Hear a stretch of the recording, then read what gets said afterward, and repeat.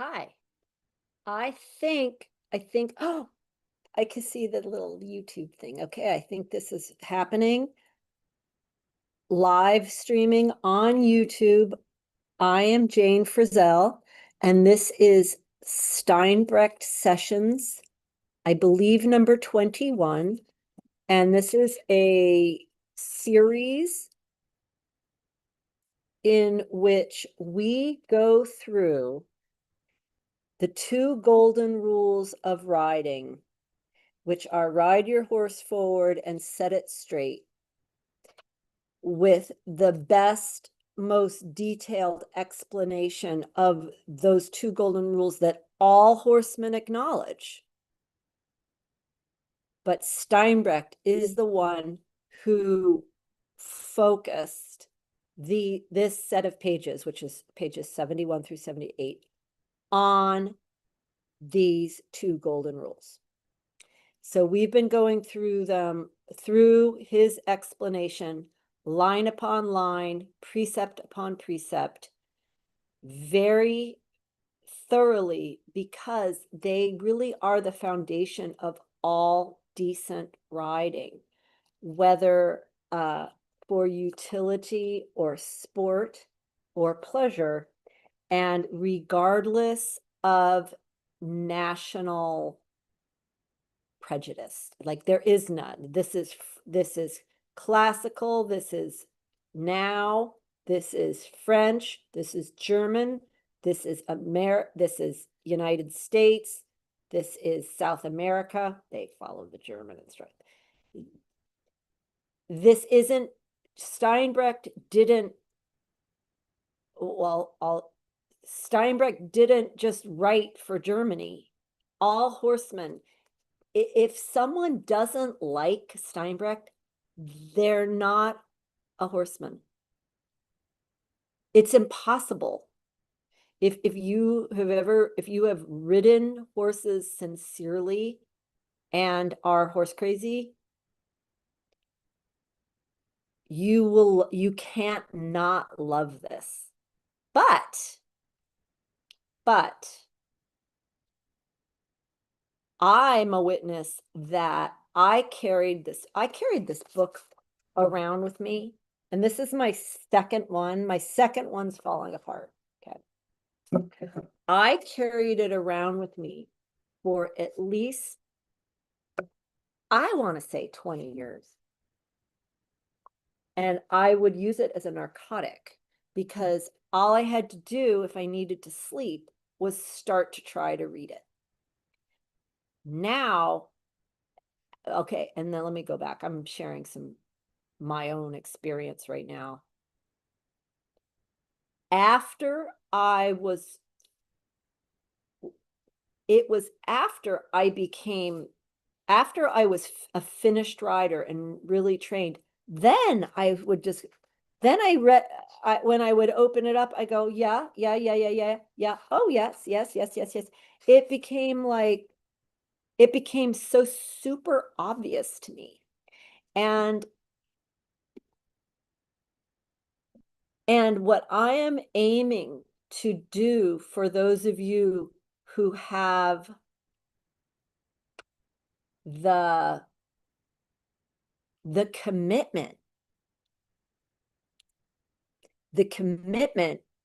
I've made a commitment. I've been here every Tuesday for 21 weeks, except for when I was sick.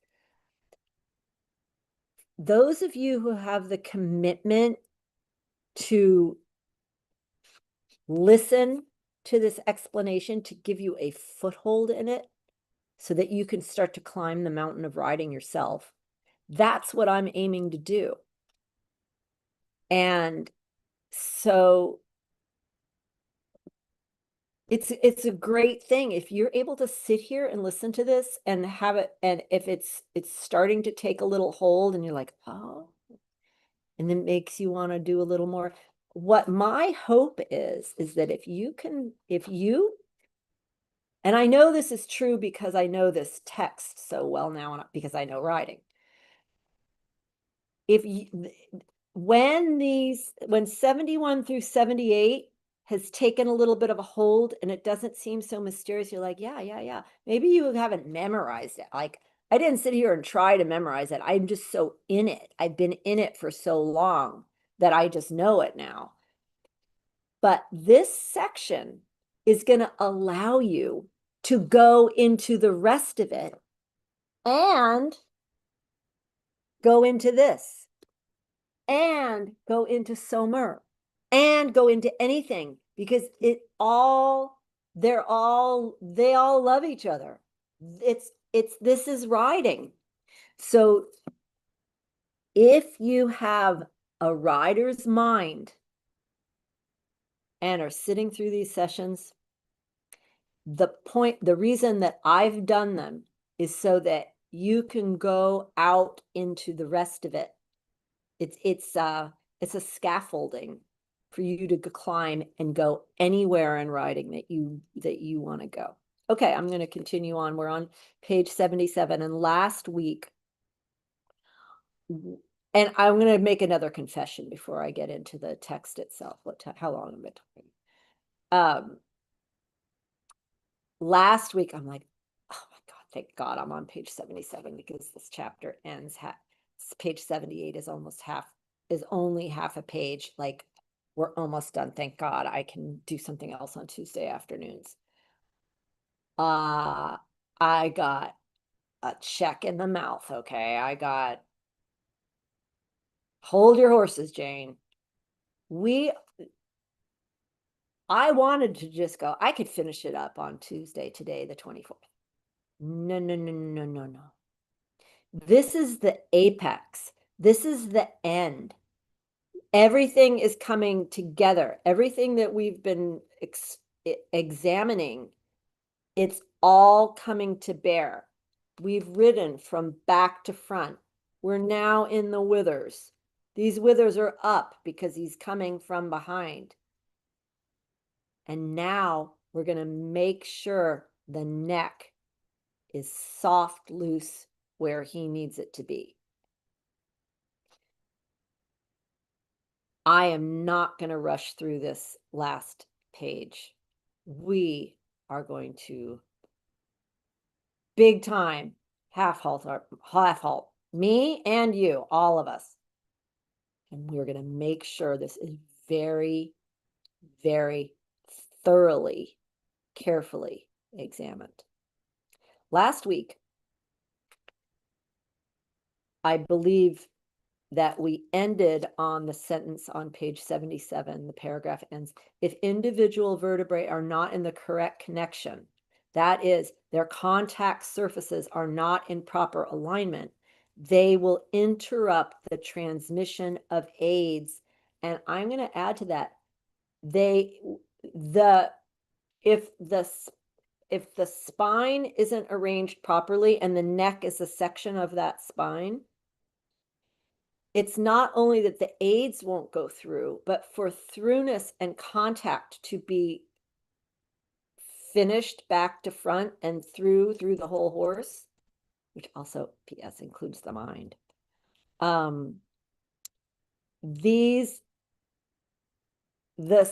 The neck bones, the vertebrae of the neck, the cervical vertebrae, cervical vertebrae.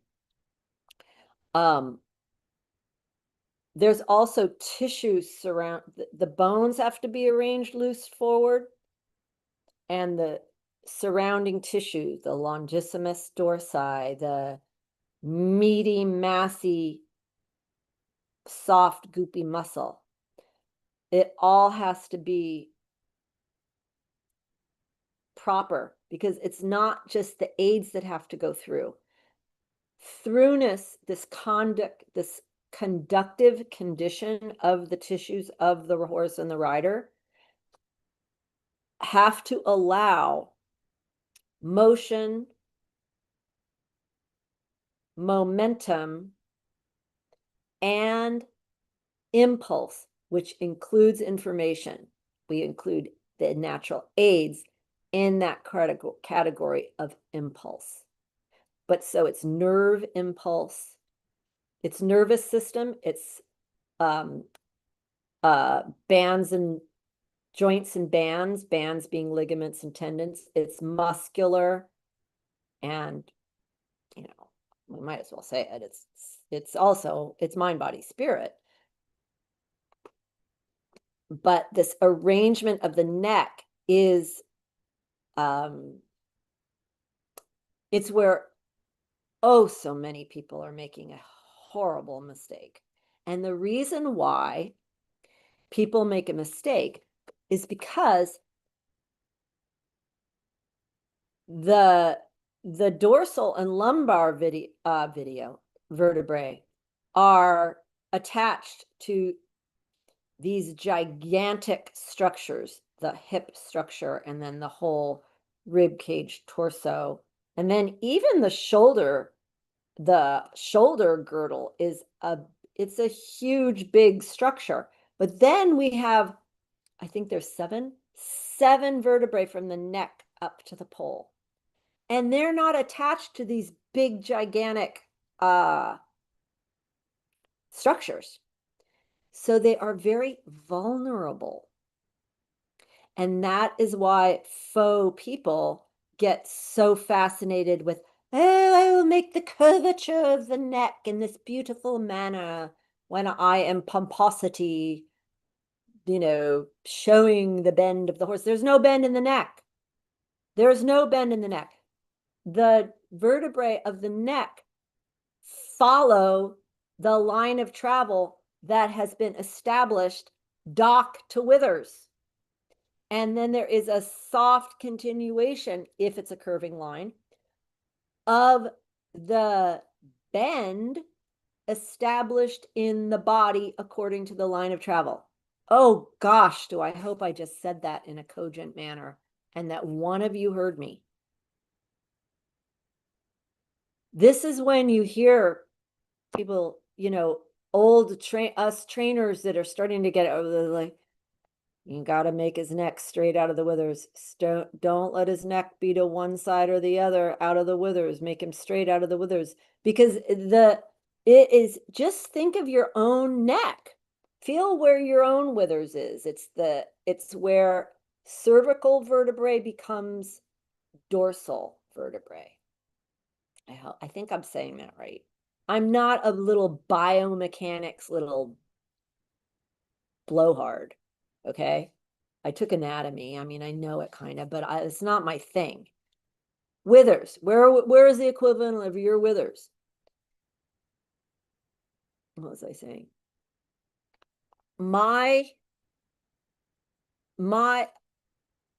If I'm in a sport, or if my posture is going to be corrected, if it's all cockamamie behind my withers, then adjusting my neck isn't going to help. It's probably going to hurt me. And that is what most of you are doing.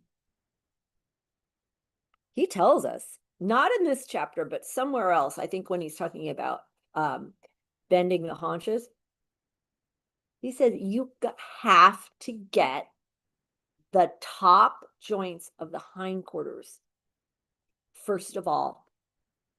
And when you do that, and he says it's the hardest thing. That's why so few people do it, because this is this massive set of joints surrounded by this huge amount of dense muscle to even get in there. It is a very hard task, but that is the task of a rider. And then after I've gotten that started to be organized, I've started teaching my horse about his own butt. You got carrying power and propulsive force. Your carrying power has to govern your propulsive force. Oh, you'll be running on your forehand. He goes, oh, that makes sense. And I say, and by my soft balance seat, I'm going to help you. And he goes, oh, okay. And I go and feel when I go over here, you can load this one a little more, and then we're going to go steering off that way. He goes, yeah, that works great. I'm like, I know, and it works on the other side too. And he's like, it's a little harder on the right, but okay, I'm going to try. Okay. It does work. I have to really think about that I'm only doing it with my uppermost joint. that would be the coxofemoral articulating joint it's articulated by load bearing. Horse is like, that works fine. So he's like going now. And I sit in the middle. If left means left and right means right, what do you think me sitting in the middle means? Straight? I'm like, uh-huh. And he's like, oh my God, that's so simple. I can totally do that. So now I have a horse who gets it. He's going.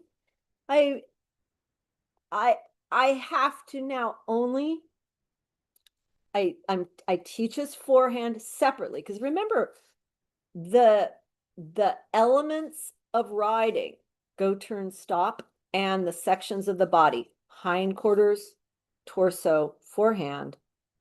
We teach them lessons separately so that they can be used in their co-action. I just lost my train of thought. Shit. Oh, so this whole thing is going. I've got it going from here. And he starts thinking harder, concentrating, and he does that so it's his head because I chew my pen when I think. I don't know if I turn my head. Probably because, I've been trained. But they're going to do stuff like that. He will make a few mistakes with his neck because he's thinking or he's like, this might be easier. But don't let the neck be in this hideous false bend that most of the horse world is living in and loving themselves for. It is so foul. I was going to say something a little more graphic. And I have stopped myself. Did you notice that? That's called self-control.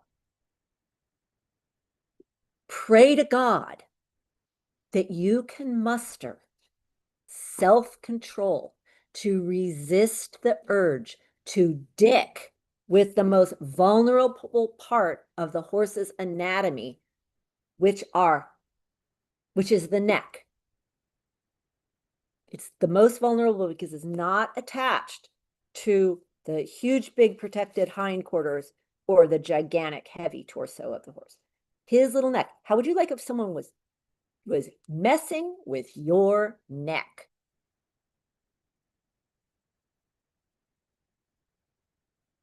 Or your mandible via the gums?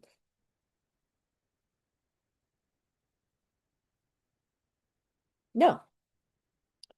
My task as a rider is to teach my horse about his hindquarters, train his mind to set himself straight through his own athletic ability, his own athletic proprioception, to know where he's going so his body starts to be used efficiently. If he is looking with his eyes and knows where he's going and is committed on that line, and then I just say, look, man, just keep your neck soft, just right in the middle of everything. Don't let it get involved. And he goes, well, Roger that. Okay.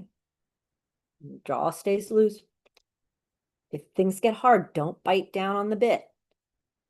The education of the bit should have been taken care of when he learned put a bridle on. That's when these masters did it. They said, yeah, put this in your mouth. What the hell is that? And they said, when you have this in your mouth, you just have a couple things you have to do. What? I don't really like it very well. Just try relaxing your jaw. Okay. Oh, okay. The bit means relax your jaw. Oh. What's that second thing you just put in? So now he's got a snaffle bridle. It's a snaffle bit in there. What's this thing? Oh, it's all crowded in there. Just relax your jaw. Remember your first lesson. And he goes, oh, okay. And then we draw the snaffle forward. Yes, just like leading with a lead rope. It led you forward. I thought, okay, I can do that. Now, I'm just going to touch the left side of your snaffle. Yeah. Yeah. That's it. That's all you have to do. What? What'd I do? You followed the bit. huh? If I do this side, you just followed it. Good boy.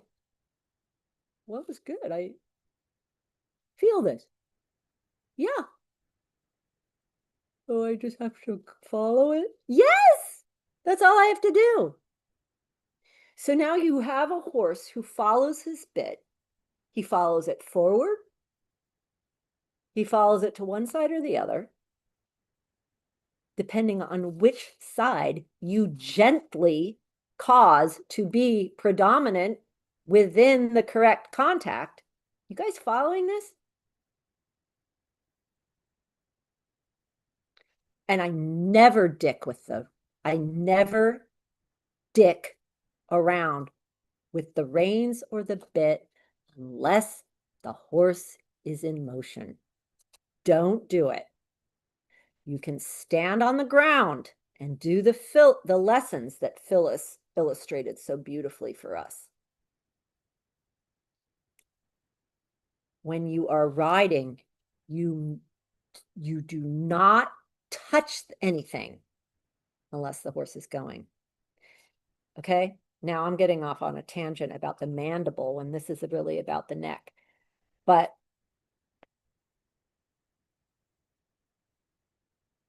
in a way, I was reviewing this section before this meeting that we're having right now about it. The main task of my hands, which operate the bit in the horse's mouth, which does have meanings in his mind based on his early education,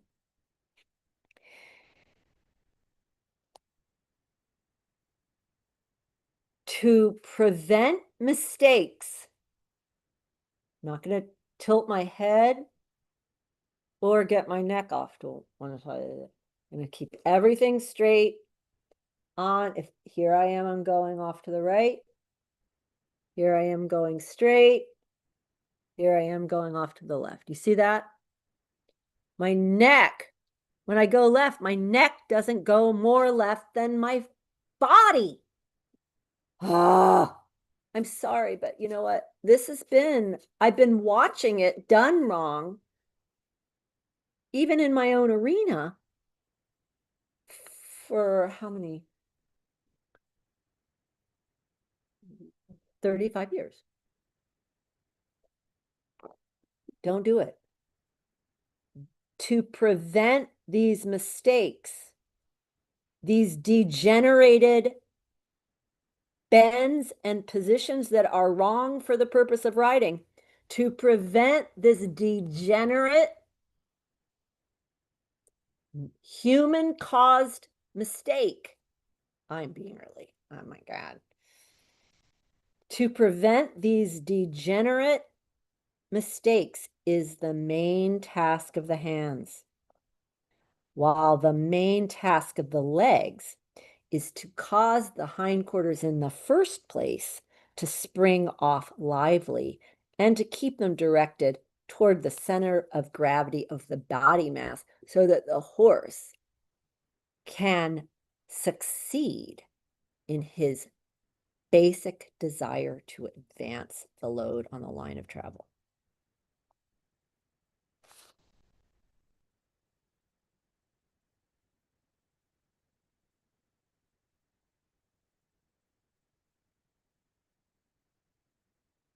Well, you know, I thought to myself, oh, I'll get through page 77 on the 24th, and then I can just finish on July 1st. And that's perfect, because then it'll be 4th of July, and it'll be like such a nice, clean break and be all done. I can do something else on Tuesdays. That's all we're going to do today. That is a ton that I just went through.